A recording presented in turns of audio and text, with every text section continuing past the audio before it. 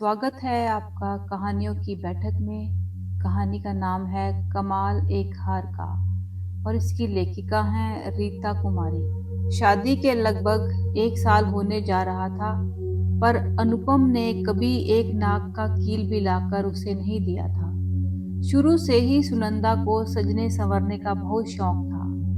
सुनंदा एक सुलझे विचारों वाली महत्वाकांक्षी लड़की थी।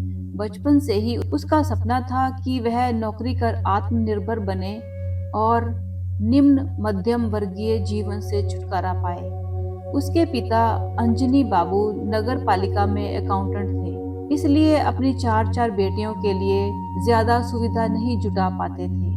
पढ़ने की अच्छी सुविधा नहीं होने पर भी सुनंदा अपनी मेहनत और लगन से ऊंचे मुकाम हासिल करने के सपने देखती।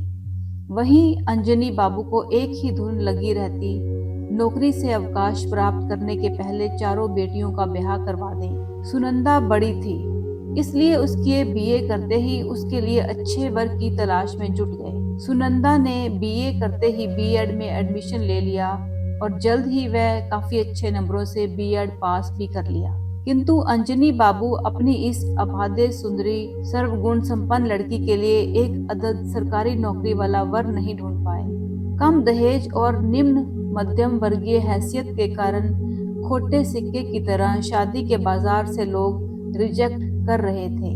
अंततः थक हार कर उन्होंने अनुपम से, जो एक प्राइवेट कंपनी में अकाउंटेंट था, उसकी शादी तय कर आए। शादी के बाद सुनंदा अपने सारे सपनों की गठरी संभाले और एक आशा मन में दबाए अपने ससुराल आ गई कि उसके जो सपने अपने मायके में अधूरे रह गए थे, ससुराल में पति के सहयोग से पूरा कर लेगी। लेकिन कहते हैं ना, तेरे मन कुछ और है, विधना के कछु और। ससुराल के हवा का रुख पूरी तरह उसके सोच के विपरीत था।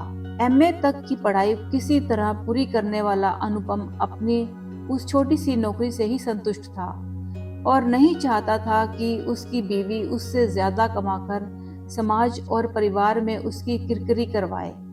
रूढ़िवादिता मानसिकता के उसके ससुराल के लोग परंपराओं और संस्कार के नाम पर पाबंदियां लगा रखी थी। बड़ों का फैसला चाहे कितना भी अन्यायपूर्ण हो, सभी को मानना पड़ता था। जब सुनंदा ने अपनी नौकरी करने की बात की तो ससुर जी ने साफ इनकार कर दिया।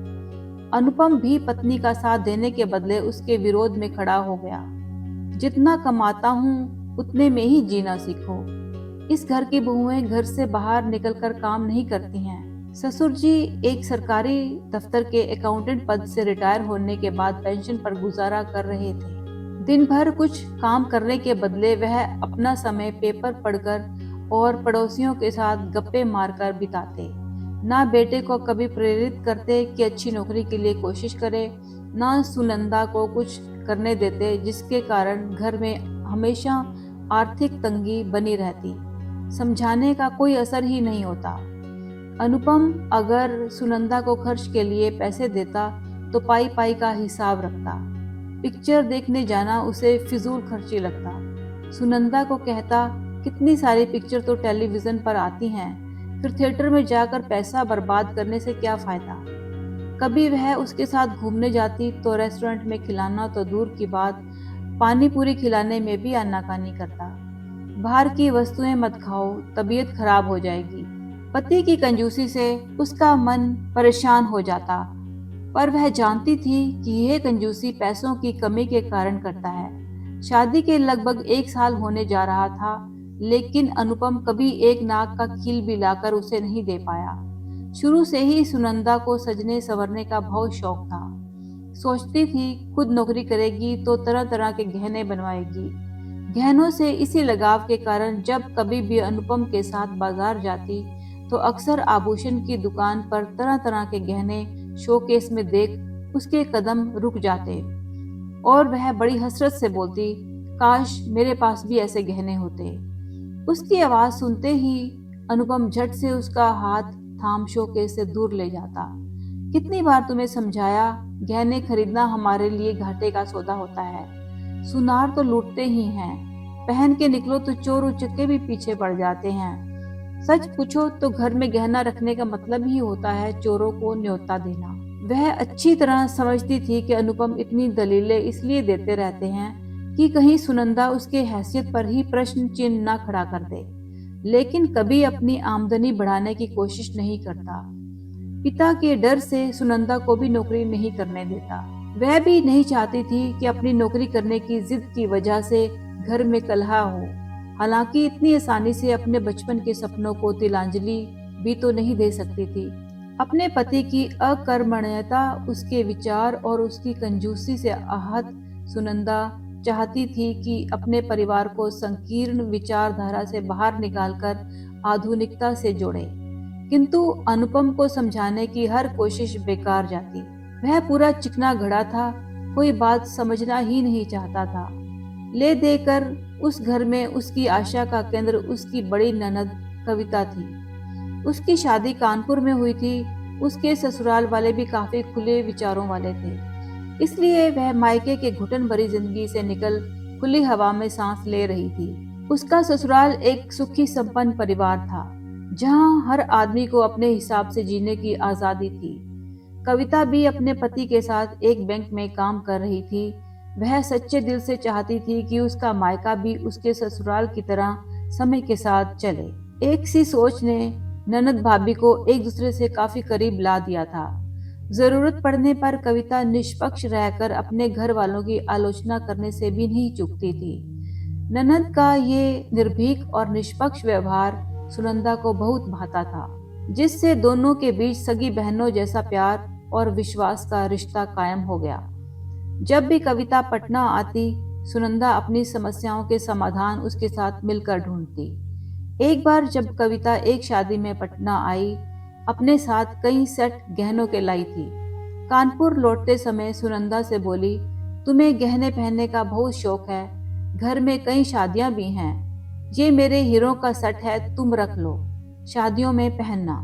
वैसे भी ये सब गहने लॉकर में पड़े ही रहेंगे, क्योंकि 3 साल के लिए हम दोनों पति पत्नी की पोस्टिंग सिंगापुर हो गई है। जब मैं जाऊंगी तुमसे ले लूंगी। नहीं दीदी, हार बहुत कीमती लगता है। कविता हंसकर बोली, तुम चिंता क्यों करती हो, हार किसी दूसरे का नहीं, तुम्हारी ननद का ही तो है। जब तक अनुपम को मालूम होता और वह मना करता, कविता पटना से जा चुकी थी। कमरे में पहुंचा तो सुनंदा गले में हार पहने खुद को आईने में देख रही थी। सुनंदा पर नजर पड़ते ही अनुपम का गुस्सा भड़क उठा। तुम्हें कुछ होश भी है? कितना कीमती हार है, कहीं कोई चोर उचक्का उठा ले गया तो हम दीदी को क्या जवाब देंगे। सुनंदा पर उसकी डांट का कोई असर नहीं हुआ। माना हार पूरे 10 लाख का है, पर परेशान होने की जरूरत नहीं है। कौन सा मैं उनका हार अपने पास रख लूंगी, 2-4 बार पहनकर वापस लौटा दूंगी। देखो तो इस हार को पहनकर मैं कितनी सुंदर लग रही हूँ। सुनंदा को अपनी अगन्य नेत्रों से झुलसाते गुस्से से भरा, वह वहां से तेजी से पैर पटकता हुआ बाहर चला गया। अनुपम के मना करने के बावजूद हर शादी में सुनंदा के गले में वही हार जगमगाता रहा। एक दिन घर के पास ही एक शादी में सुनंदा गई थी। थोड़ी देर हो गई तो मोहल्ले की बात है, कोई कुछ नहीं करेगा, ये सोचकर अकेले ही लौट रही थी। अचानक अंधेरे से 2 व्यक्ति प्रकट हुए और सुनंदा के सारे गहने रिवॉल्वर की नोक पर उतरवा लिए। अपने ही मोहल्ले में बिल्कुल घर के पास ऐसी दुर्घटना हो जाएगी किसी ने सोचा भी नहीं था, पर होने को कौन टाल सकता है। किसी चोर ने पहले से ही निशाना साध रखा था। सुनंदा के चिल्लाने पर आसपास के काफी लोग जमा हो गए थे। लोगों ने चोर का पीछा भी किया, पर कुछ पता नहीं चल पाया। इस हादसे ने पूरे घर को हिलाकर रख दिया। परिवार पर हुए इस तुषारपात का कोई विकल्प नजर नहीं आ रहा था। पूरे 10 लाख की रकम इकट्ठा करना अनुपम के बस की बात नहीं थी। सुनंदा के ससुर जी को रिटायरमेंट के बाद जो पैसे मिले थे, बेटी की शादी और घर बनवाने में खर्च हो गए थे। बस नाम मात्र की पेंशन मिलती थी। सुनंदा भी रोए जा रही थी। इतने दिनों से पहन रही थी, मैं क्या जानती थी मुए लुटेरे आज घात लगाए बैठे हैं। उसकी बातें अनुपम का गुस्सा और बढ़ा रही थी। अब बैठकर अपनी किस्मत को कोसने से क्या होगा, तुम तो रो पीट कर रह जाओगी, भुगतना तो मुझे पड़ेगा। अगर दीदी के ससुराल वालों को मालूम होगा तो ना जाने क्या क्या कहेंगे। अब क्या कहूँ, ईश्वर से मेरी इतनी सी खुशी भी नहीं देखी गई। निश्चिंत रहो, दीदी के ससुराल वाले अच्छे लोग हैं, कुछ नहीं बोलेंगे। दीदी तो वैसे भी गऊ है। चुप करो, दीदी के ससुराल वाले कितने ही अच्छे लोग क्यों ना हों। चोरी की बात सुन सैकड़ों लांछन लगाएंगे। अब तो ये सोचना है कि इतने सारे पैसे आएंगे कहाँ से। दीदी के सिंगापुर से लौटने से पहले कुछ ना कुछ जुगाड़ तो करना ही पड़ेगा। सुनंदा ने दयनीय मुंह बनाते हुए कहा, अपने सारे गहने बेच दूं तब भी 2 लाख भी नहीं मिलेंगे। पूरा परिवार घोर संकट में पड़ गया था। सभी 10 लाख रुपया इकट्ठा करने के उपाय ढूंढ रहे थे। सुनंदा ने सुझाया, बिहार सरकार शिक्षकों की नियुक्ति करने जा रही है। आप लोग अनुमति दें तो मैं भी आवेदन कर दूं। बीएड हूँ, नौकरी मिल गई तो समस्या का कुछ भी समाधान होगा। सभी मौन रहे, किसी ने उसकी बात का विरोध नहीं किया। सभी की मौन सहमति मिलते ही सुनंदा अपनी नौकरी की तलाश में जुट गई। घर के दूसरे सदस्य भी बैठे नहीं रहे। उसके ससुर जी भी कई दुकानों में जाकर अकाउंट चेकिंग का काम करने लगे। अनुपम भी ऑफिस से निकलता तो घर आने के बदले ट्यूशन पढ़ाने लगा। सुबह तड़के उठकर भी 1-2 ट्यूशन पढ़ा लेता। 6 महीना गुजरते गुजरते सुनंदा को भी नौकरी मिल गई। सुनंदा की स्कूल में नियुक्ति होते ही उसकी सासू माँ भी मोहल्ले की औरतों के साथ घर घर की कहानी बाँचने के बदले अब दिन भर रसोई और घर के कामों में व्यस्त रहने लगी। अंततः परिवार के सभी सदस्यों की मेहनत रंग लाई। 2 साल में ही 10 लाख से ज्यादा जमा हो गया। 3 साल बाद जब कविता सिंगापुर से लौटी और पटना आई, घर के लोगों को काम में व्यस्त और मायके का अव्यवस्थित घर को अब पूरी तरह से व्यवस्थित देख उसे अपनी आंखों पर विश्वास नहीं हुआ। रात में जब घर के सभी लोग साथ साथ खाना खाने बैठे तो अनुपम ने कविता को हार चोरी हो जाने की पूरी घटना विवरण के साथ बताई। साथ ही ये भी बताया कि अब उसे चिंता करने की कोई जरूरत नहीं है। उन लोगों ने मिलकर 10 लाख से ज्यादा रुपया जमा कर लिया है, इसलिए कविता दूसरे ही दिन जाकर वैसा ही हार खरीद कर ले आए। पहली बार कविता को भाई के चेहरे पर स्वाभिमान और पुरुषार्थ की चमक देख बेहद खुशी हुई। एक रहस्यमयी मुस्कुराहट के साथ वह सुनंदा की तरफ मुड़ी। क्यों सुनंदा, तुमने तो घर के सारे लोगों की फितरत ही बदल दी। सारे लोग फुर्तीले हो गए हैं। सुनंदा हंसते हुए बोली, नहीं दीदी, ये मेरा नहीं, आपके उस 5,000 के अमेरिकन डायमंड वाले हार का कमाल है, जो पूरा परिवार अपने रूढ़िवादी मानसिकता से मुक्त होकर प्रगति कर रहा है। तुम्हारा आलसी भाई ट्यूशन पढ़ाने के लिए खुद भी पढ़ने लगा है। अब मनोयोग से अच्छी नौकरी पाने के लिए भी मेहनत कर रहा है, ताकि मैं उससे आगे ना निकल जाऊं। कई नौकरियों की लिखित परीक्षा पास भी की है।